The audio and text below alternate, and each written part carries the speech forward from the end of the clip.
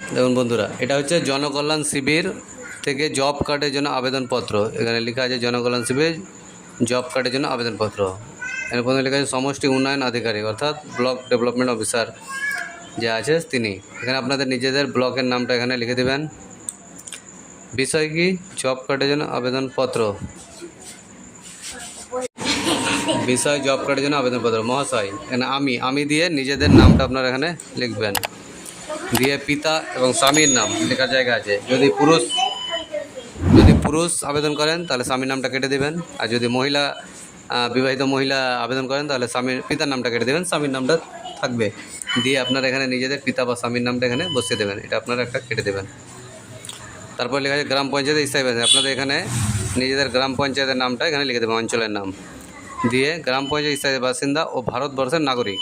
আমার পরিবারের কোনো জব কার্ড নেই, ছিল কিন্তু জব কার্ডটি ডিলিট হয়ে যায়। আপনার যেটি প্রযোজ্য নয় সেটি কেটে দিন। তাহলে আমরা নতুন অ্যাপ্লাই করছি, আমার কোনো জব কার্ড নেই, তাহলে আমরা এই ছিল কথাটা কেটে দেবো এবং জব কার্ড ডিলিট হয়ে গেছে এটা কেটে দেবো। আমি অধ্যক্ষ হিসেবে কাজ করতে যাচ্ছে, এটি বাদ দিয়ে আবেদনকারীর স্বাক্ষর। এই জায়গাটাতে আপনার আবেদনকারী যিনি অ্যাপ্লাই করছেন তিনি সই করবেন এবং তার নিচে পুরো নামটা আপনার লিখতে হবে। যে সিগনেচার করছে এটা সিগনেচার হবে এবং নামটা পুরো এখানে লিখবেন। তার নিচে মোবাইল নম্বর।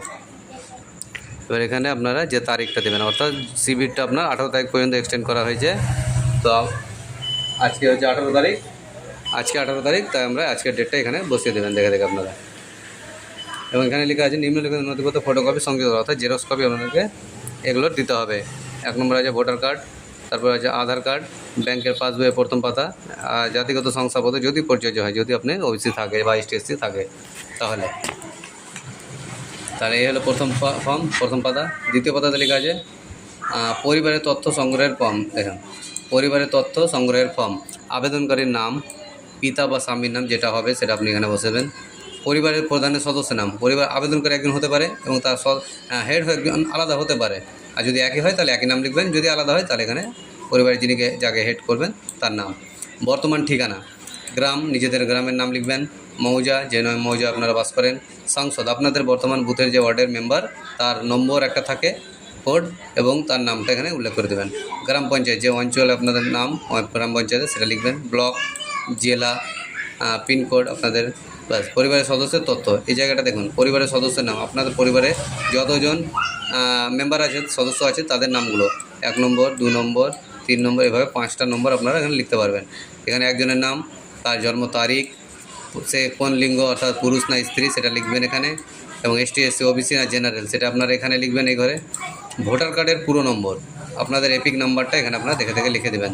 আধার কার্ডের নম্বর, আপনাদের 12 ডিজিটের আধার কার্ড নম্বরটা এখানে বসিয়ে দেবেন। আধার কার্ডের সাথে সংযুক্ত মোবাইল নম্বর, অর্থাৎ যে মোবাইল নম্বরটা আপনার আধার কার্ড আছে সেটা বসিয়ে দেবেন। ব্যাংকের তথ্য, ব্যাংকের নাম, শাখা, IFSC কোড অর্থাৎ পুরো অ্যাকাউন্ট নম্বর আপনারা এখানে নিজেদের অ্যাকাউন্ট নম্বরটা আপনারা বসিয়ে দেবেন। দ্বিতীয় ব্যক্তির ক্ষেত্রে সেম একই, পরিবারের নামটা লিখবেন, জন্ম তারিখ লিখবেন, লিঙ্গ লিখবেন, ওবিসি জেনারেল লিখবেন যেটা আছে সেটা লিখবেন। তারপর আপনার ভোটার কার্ড নম্বর যদি থাকে বসাবেন, আধার কার্ড নম্বরটা দেবেন, আধারের সঙ্গে মোবাইল নম্বরটা দেবেন এবং ব্যাংকের অ্যাকাউন্ট নম্বরটা দেবেন। এইভাবে আপনারা পুরোটা যতজন মেম্বার আছে ওই হিসাবে ফিল আপ করবেন।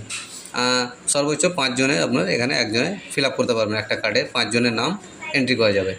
উপরে প্রদত্ত সমস্ত আমার জ্ঞান ও বিশ্বাস মতো সত্য, যদি কোনো মিথ্যা প্রমাণিত হয় তবে আইন অনুযায়ী আমাদের বিরুদ্ধে গৃহীত যে কোনো ব্যবস্থা মেনে নিতে আমি বাধ্য। অর্থাৎ আপনি যদি এখানে ভুল ইনফরমেশন দেন তাহলে আপনার ব্যবস্থা যদি নেওয়া হয় সরকারের পক্ষ থেকে কোনো অ্যাকশন, তাহলে আপনার সেটা বাধ্য মানতে। আবেদনকারীর এখানে স্বাক্ষর, পুরো নামটা আবার এখানে নিচে লিখবেন।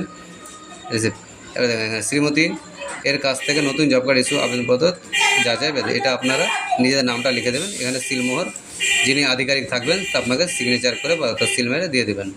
তারপর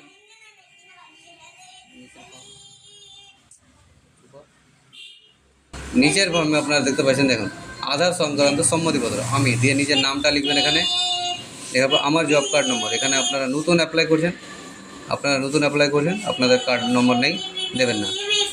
আধার নম্বর, এখানে আপনাদের আধার নম্বরটা বসিয়ে দেবেন, দিয়ে তারিখটা দেবেন 18 তারিখ যেটা ক্যাম্পের শিবিরের তারিখ, দিয়ে আপনারা এখানে সই করবেন এবং নিজেদের নামটা আবার পুনরায় লিখে দেবেন। বাস, এটুকু হচ্ছে ফর্ম। খুব সহজ ফর্ম, আপনারা নিজেরাই আমার এই ভিডিওটা দেখে নিজেরাই ফর্ম ফিল আপটা করতে পারবেন। তো অবশ্যই ভিডিওটি ভালো লাগলে লাইক করবেন, শেয়ার করবেন এবং চ্যানেলে নতুন হলে চ্যানেলটিকে সাবস্ক্রাইব করবেন এবং ফেসবুক দেখে দেখে পেজটিকে ফলো করতে ভুলবেন না। ধন্যবাদ।